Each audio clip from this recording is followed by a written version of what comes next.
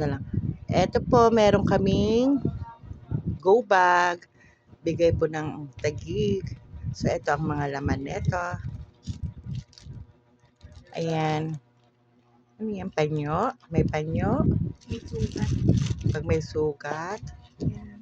Meron rin siyang kate. Ayan, meron siyang tali.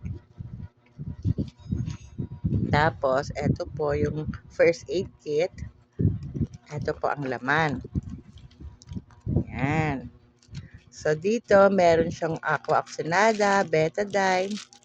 Meron siyang gamot, paracetamol. Meron siyang Band-Aid. At saka yung isa is aqua top. Dito naman, may mga gauze din. Tapos, meron siyang flashlight na yan. Depress. Kapag battery. pag hindi na to battery, gaganyan mo na lang siya.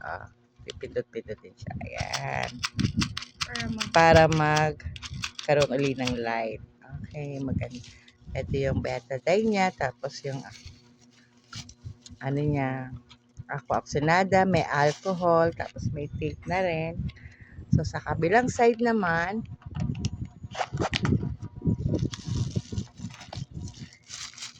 may ginting, may pito, may bulak,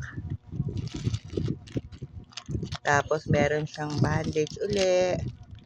Kasama na rin siyang pin. May kasama na rin siyang pin. May face mask. Ayan. KN95. Marami na rin siya magagamit kapag kailangan. So, kompleto na po itong go bag namin.